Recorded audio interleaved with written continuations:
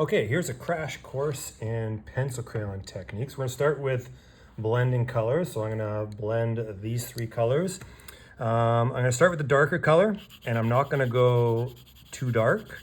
And when I bring it down with the intention of fading it to orange, I'm gonna ease up on how much pressure I'm pushing on here. My second one, the orange, I am going to start way up high over my red and push a little harder than that red over top, and then bring it down a little bit further. And same thing, I'm gonna just kind of fade up the color by easing up on the pressure. And then finally, I'm gonna take my yellow, again, start way up high and bring that yellow all the way down. And here, that pure yellow. So there I have a nice kind of sunset fade. I can go a little further up with the red. And if I needed to add another one there, I would, next in the color wheel, probably be like a purple color. So even if I wanted to add a little bit of purple, use the same thing, ease up and bring that red back over top. So what I'm doing when I blend my colors is I'm layering them, and it has a lot to do with how hard you push with the pencil crayon. And I might need to go over them a few times each. So pencil crayons will contain wax, and the friction of you going back and forth is going to kind of melt that wax and allow the pencil crayon to get a really nice, even kind of fade there. The other thing on this demo I want to show is adding contrast. So these colors are next to each other on the color wheel, so they blend really nicely. It's always good to add contrast. So in this case, maybe I'm going to add a little bit of land here, and I'll just do it in black.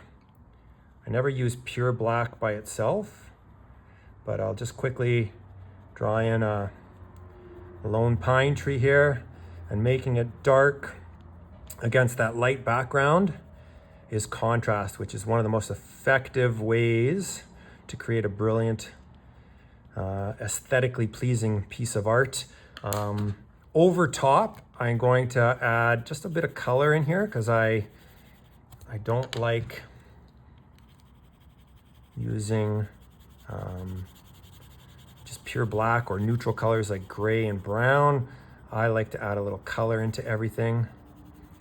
So I'm not making my rocks gray, and I'll add maybe a little bit of green into that tree. It'd be hard to see on camera, but if you looked up close, maybe even a little blue. So trees, if they're green, the color green is made with blue and yellow. So I won't be afraid to add in little bits of, in this case, blue to that tree. So there we have nice color blend in the background, purple, red, orange, yellow, 4-color blend. And then we added contrast over top with this isolated pine tree here for our subject matter. Our second demo is going to be shading and layering our colors. So I have what we might typically see an elementary student do here, an apple, and it's done very simply with 3 colors, red, brown, and then of course green for the leaf. But we want to push them a little further, and these colors can be way more interesting if we layer, and then I'll show you how to shade. So for layering, looking at the leaf here, again, green is made from yellow and blue, so I wouldn't be afraid to add little bits of those 2 colors. There's the yellow, and here is a bit of blue. And I could even, the darker part of the leaf here, I'll even shade in with a bit of that blue. And then again, layering, I'll go back with my green. And then one trick I always like to do is take my lightest color, it's often yellow, and blend everything together with that light color at the end. So same thing with brown. Brown is made of the 3 primary colors of red, blue, and a yellow. So I will make this brown a little more interesting by adding in some red, a little bit of a blue, that'll be the shadow part over here. And then finally some yellow. And then again, I would take my base color, in this case brown, or the yellow could work for this, and kind of blend it all together, make a really interesting brown that they won't find in a box of pencil crayons. So for the red, if a student was to shade this, often we would see them shading with black. I'm gonna say try something different. So across from red on the color wheel is green. So if we put a little bit of green in here, it's gonna make a really nice shade without, black is the absence of color, so it actually takes color away and makes things darker that way. This, we're adding more color, but making it darker at the same time without removing the color. So this works by using a complementary, which is the color across from it.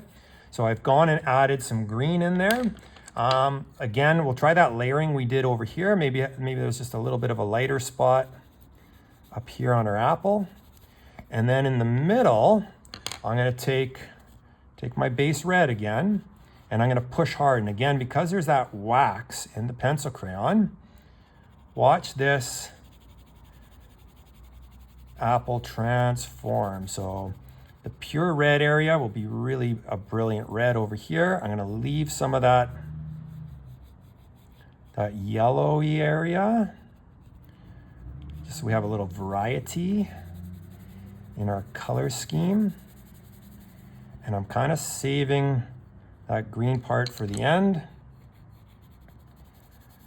I'll go in here and go really hard over top of that green. You see the green disappears, and what happens is it becomes a dark red. And again, we're achieving this without going to the black pencil crayon, and you can see that this apple has become quite three-dimensional. So we're teaching our students to not always make everything just a simple 2D drawing, but to use shading and layering to create that third dimension. You can see this apple kind of come to life. The last thing I would do here is we're often going to ask our students to do some thinking, do something creative. And if we're all drawing apples, I would say just even having putting that apple on a table and drawing some shading might be the creative, unique thing that this student does differently than all their other peers. And again, I'm not going to make the table just pure brown with the brown pencil crayon. I'm going in here and I'm going to do some layers of some other colors first, and then I'll come in with the brown. And the orange I used will give that brown some warmth, and the purple will give it some darkness where that shadow is cast on the table. And I might come in here at the end with one more, again a yellow, and blend it together, make it a lighter brown. And again, we've created a nice shadow there without resorting to using just black, but we've made it more interesting. So those are some very, very simple pencil crayon techniques that you can use in your own art to make it much more effective and interesting than just using single colors and having everything kind of simplified.